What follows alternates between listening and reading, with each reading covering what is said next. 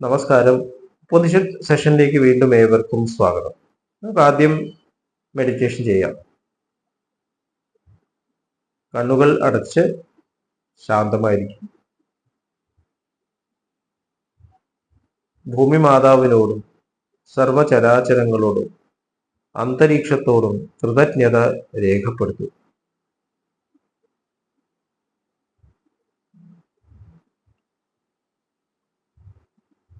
ഭൂമി മാതാവിൽ നിന്നുമുള്ള healing energy കാലുകളിലൂടെ പ്രവേശിച്ച് ശരീരം മുഴുവൻ വ്യാപിക്കുന്നതായും ശരീരത്തിലെ എല്ലാ ഭാഗങ്ങളെയും എല്ലാ കോശങ്ങളെയും റിലാക്സ് ചെയ്യാൻ സഹായിക്കുന്നതായും അനുഭവിക്കും.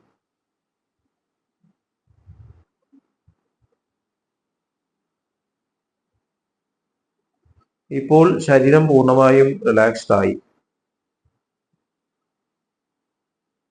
ഈ റിലാക്സേഷൻ ഹൃദയത്തിൽ അനുഭവിക്കൂ. ശ്വാസം ദീർഘമായി ഉള്ളിലേക്ക് എടുക്കൂ. ഹൃദയത്തിൽ സ്നേഹം നിറയുന്നതായി അനുഭവിക്കൂ. ശ്വാസം പുറത്തേക്ക് വിടുമ്പോൾ സ്നേഹം പ്രപഞ്ചം മുഴുവൻ വ്യാപിക്കുന്നതായും അനുഭവിക്കൂ.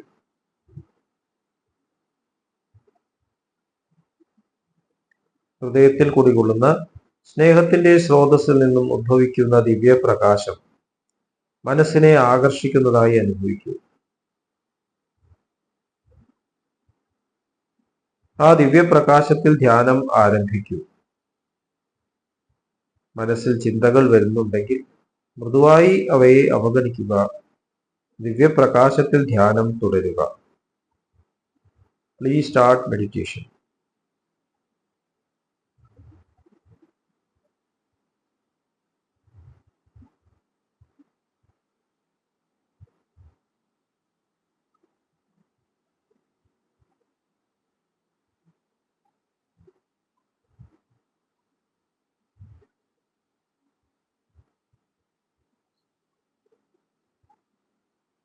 ഓക്കെ, ആ കണ്ടീഷൻ ഹൃദയത്തിൽ നിലനിർത്തി പതുക്കെ കണ്ണുകൾ തുറക്കൂ. എല്ലാവരെയും ഹാർദമായി ഹാർട്ട്ഫുൾനെസ് സഹജമാർഗ് മെഡിറ്റേഷൻ സിസ്റ്റത്തിലേക്ക് സ്വാഗതം ചെയ്യുന്നു. എങ്ങനെ ജോയിൻ ചെയ്യാം എന്നത് ഡിസ്ക്രിപ്ഷൻ ബോക്സിൽ കൊടുത്തിട്ടുണ്ട്. നമ്മൾ ഛാന്തോക്യ ഉപനിഷത്താണ് ഇപ്പോൾ ഡിസ്കസ് ചെയ്തുകൊണ്ടിരിക്കുന്നത്. 4ാമത്തെ ചാപ്റ്ററിലെ 10ാമത്തെ ഖണ്ഡം.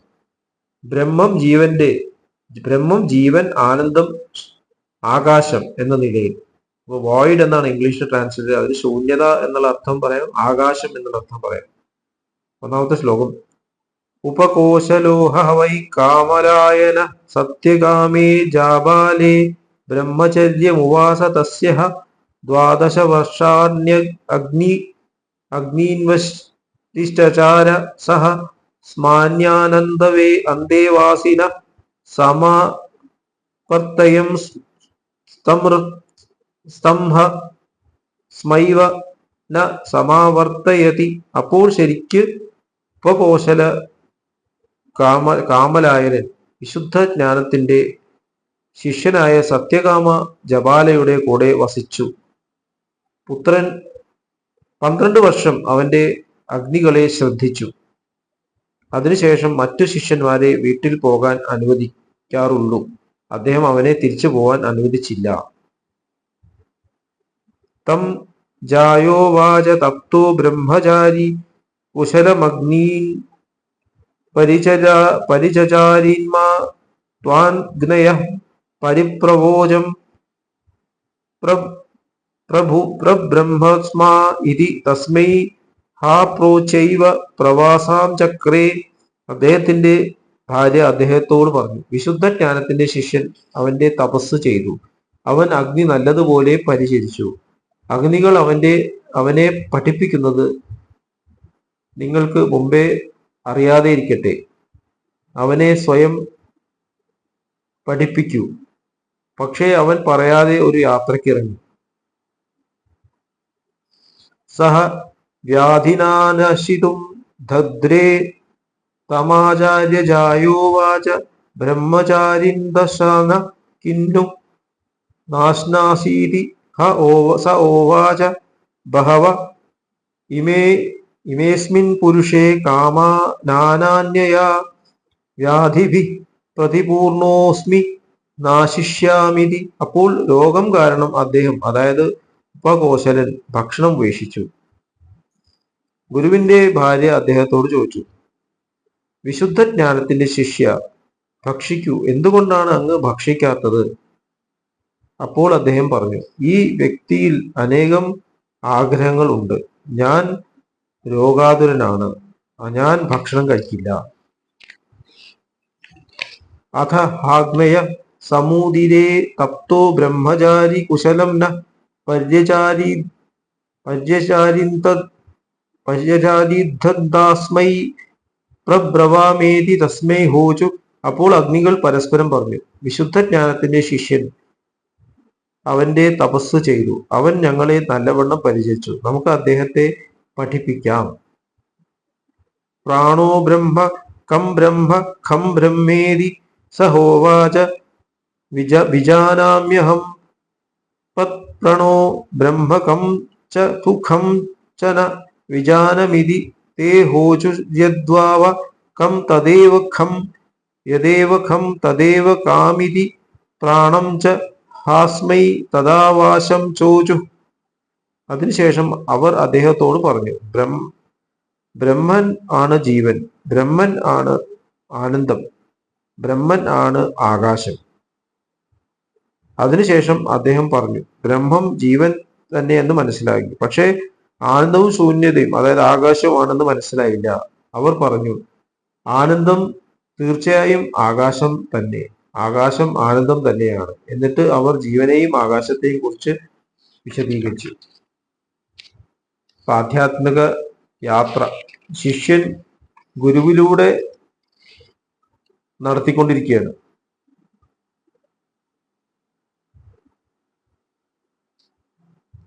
അപ്പൊ ഗുരുവിലേക്ക് കണക്റ്റഡായി സത്യകാമൻ. പല തരത്തിലുള്ള അനുഭവങ്ങളിലൂടെ കടന്നു വന്നിട്ട് ക്രമേണ ഗുരുവാണ് പ്രധാനം എന്ന് മനസ്സിലാക്കുക. ഗുരുവിന്റെ അടുത്ത് എത്തുകയാണ്. എന്നിട്ട് ഗുരുവും ശിഷ്യനും ഒന്നിച്ചു വസിക്കുകയാണ്. വളരെ ഇമ്പോർട്ടൻ്റ് ആണ്. ദാജി പറയാറുണ്ട്, സ്പിരിച്വലി ഹയർ അറ്റൈൻമെന്റ്സ് എത്തുമ്പോൾ ശിഷ്യനും ഗുരുവും ഒരുമിച്ച് വേണമെന്നാണ്. ഹയർ ലെവലിലുള്ള അപ്രോച്ചസിലേക്ക് കണക്ട് ചെയ്യണമെന്നുണ്ടെങ്കിൽ പ്രസൻസിൽ വേണമെന്ന് പറയും. അപ്പൊ അങ്ങനെയുള്ള അവസരം ഗുരു ഉണ്ടാക്കുന്നു. അപ്പൊ നമുക്ക് ഒരുപാട് സ്പിരിച്വൽ ആയിട്ടുള്ള ഉയർച്ചകൾ ലഭിക്കാം. പക്ഷെ അൾട്ടിമേറ്റ് ആയിട്ടുള്ള എന്താണ് ലക്ഷ്യം, അത് തന്നെയാണ് ഞാൻ എന്ന് തിരിച്ചറിയലാണ്. അപ്പൊ ആ തിരിച്ചറിവ് വരണമെന്നുണ്ടെങ്കിൽ നമ്മൾ ഗുരുവായിട്ട് ഒരു ആത്മബന്ധം വേണം. അത്രയും പൂർണ്ണമായിട്ട് ഗുരുവിനെ സ്നേഹിക്കണം. ഒരു വ്യക്തിയെ പൂർണ്ണമായിട്ട് സ്നേഹിക്കാൻ സാധിക്കുകയാണെങ്കിൽ നമ്മുടെ ഉള്ളിലുള്ള എല്ലാ അജ്ഞാനവും ഇല്ലാണ്ടേയും ആവും. ചാരുജി മഹാരാജ് പറയും, വിവാഹിതരായ ആൾക്കാര് ഭർത്താവ് ഭാര്യയും അല്ലെങ്കിൽ ഭാര്യ ഭർത്താവിനെയും പൂർണ്ണമായിട്ട് ഒരു തരി കൂടിയും നെഗറ്റിവിറ്റി ഇല്ലാതെ സ്നേഹിക്കാനേ സ്നേഹമായി മാറും. രണ്ടുപേരും സ്നേഹമായി മാറും. ഏറ്റവും വലിയ സാധനയാണത്. അത് സാധിക്കുന്നില്ല. ചിലപ്പോൾ ചില മൊമെന്റ്സ് തോച്ചേ ഇയാളെയാണല്ലോ കല്യാണം കഴിച്ചത്. അപ്പൊ അത്രയും ഇന്റൻസ് ആയിട്ടുള്ള ഒരു റിലേഷൻഷിപ്പ് ഡെവലപ്പ് ചെയ്യുമ്പോഴാണ് ഗുരുവിന്റെ അടുത്ത് നമ്മൾ പോയിരിക്കേണ്ടത്.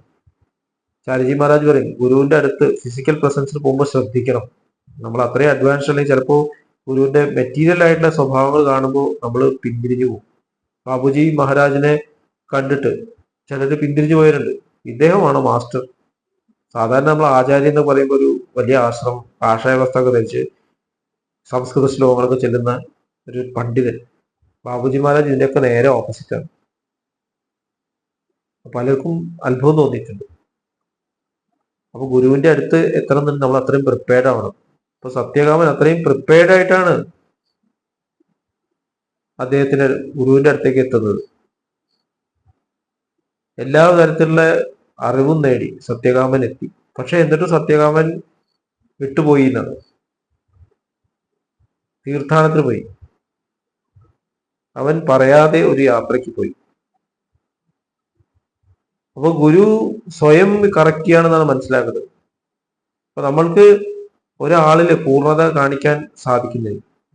നമ്മുടെ ഉള്ളില് പൂർണ്ണത കണ്ടെത്താൻ നമ്മൾ എവിടെ തടസ്സം വന്നിരിക്കുന്നു.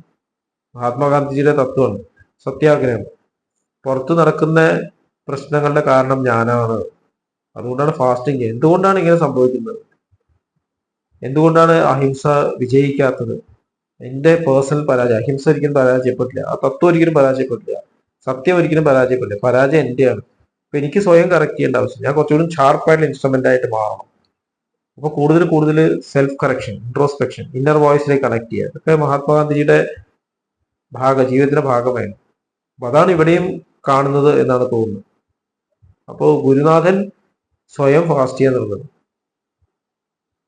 എനിക്ക് ആഗ്രഹങ്ങളുണ്ട് എൻ്റെ ഉള്ളിൽ, ഈ വ്യക്തിയുടെ ഉള്ളിൽ ആഗ്രഹങ്ങളുണ്ട്, അതുകൊണ്ടാണ് എനിക്ക് അത് കൺവേ ചെയ്യാൻ സാധിക്കാഞ്ഞത്. അപ്പൊ ആ തരത്തിൽ ഫാസ്റ്റ് ചെയ്ത് സെൽഫ് കറക്ഷൻ നടത്തുമ്പോൾ അദ്ദേഹത്തിന്റെ ഉള്ളിൽ നിന്നും ഉള്ള യഥാർത്ഥത്തിലുള്ള അറിവ് പുറത്തേക്ക് വരികയാണ്. അഗ്നികൾ, നമ്മുടെ ജീവിതത്തെ നയിക്കുന്ന പ്രാണൻ, മനസ്സ്, എല്ലാ ശക്തികളും ഉൾപ്പെടെ സഹായിക്കുകയാണ്, ലക്ഷ്യത്തിലേക്ക് ഉയരാൻ സഹായിക്കുകയാണ്. എന്നിട്ട് എന്താണ് ബ്രഹ്മം എന്ന് പറയുന്നത്? ഗുരുനാഥന് റെവലേഷൻ ഉണ്ടാവുന്നു. ബ്രഹ്മൻ എന്ന് പറയുന്നത് ആനന്ദം തന്നെയാണ്, ആകാശമാണ്, ജീവനാണ്. അപ്പോ ഇദ്ദേഹത്തിന് മനസ്സിലാവുന്നില്ല എങ്ങനെയാണത് ആകാശമാവുന്നത് എന്ന് മനസ്സിലായില്ല എന്ന്. അത് മനസ്സിലായില്ല എന്ന് പറയാം. അപ്പോ ബാബുജി മഹാരാജ് പറയുന്നുണ്ട് ചാന്തോക്യ ഉപനിഷത്തില് അബ്സല്യൂട്ട് എന്ന് പറയുന്നത് ആകാശമാണ് എന്നുള്ളതിന് സൂചനയുണ്ടെന്ന്. അത് ഇവിടെ നമുക്ക് കാണാം. ആകാശ, ബാബുജി മഹാരാജ് ആകാശ എന്നുള്ളത് തം, നത്തിങ്നെസ്, അബ്സല്യൂട്ട് സ്റ്റേറ്റിനാണ്. അപ്പൊ ആനന്ദം ബ്രഹ്മേതി വ്യജാന എന്നുള്ള തലത്തിൽ നിന്ന് ജീവൻ, ലൈഫാണ് നമ്മുടെ ഉള്ളിലുള്ള ഈശ്വരൻ എന്ന് മനസ്സിലാക്കിയിട്ട് അതിൻ്റെയും ഉദ്ഭവമായിട്ടുള്ള ആനന്ദം. അപ്പൊ ആനന്ദം കണ്ടന്റ് ആയിട്ട് മാറിക്കഴിഞ്ഞാൽ അവിടെ നിൽക്കരുത്. സഹസ്രതല കമലം ആനന്ദത്തിന്റെ സ്റ്റേറ്റ് ആണ്. നമ്മുടെ യാത്രയിൽ ഏറ്റവും വലിയൊരു സ്റ്റേറ്റ് ആയിട്ടാണ് പറയുന്നത്. പക്ഷെ അത് ബ്ലോക്ക് ആവും. അതും മറികടക്കണം, ആകാശത്തിലേക്ക് എത്തണം. അപ്പൊ അവിടേക്ക് കണക്ട് ചെയ്യണമെന്നുണ്ടെങ്കിൽ ഗുരുവിന്റെ പ്രസൻസ് ആവശ്യമാണ്. അപ്പൊ ഗുരുവിനും ഒരു ഗുരു വേണം, എപ്പോഴും ആ സീരീസ് കണക്ഷൻ വേണം. ഇതാണ് ഇവിടെ നമ്മൾ മനസ്സിലാക്കേണ്ട വേറൊരു കാര്യം. ഒരാളും സ്വയം ഗുരുനാഥനാണെന്ന് പ്രഖ്യാപിക്കാൻ പറ്റില്ല. എപ്പോഴും ആ ഗുരു പരമ്പരയാണ് രീതി. ആ ഗുരു പരമ്പര സ്റ്റാർട്ട് ചെയ്യുന്നത് അപ്പ് എബവ് ദെയർ, ചാരിജി മഹാരാജ് പറഞ്ഞു. അവിടെ നിന്നും അവിടെ കണക്ട് ആയിരിക്കുന്ന സ്പെഷ്യൽ പേഴ്സണാലിറ്റി അവിടെ നിന്നും ലഭിക്കും.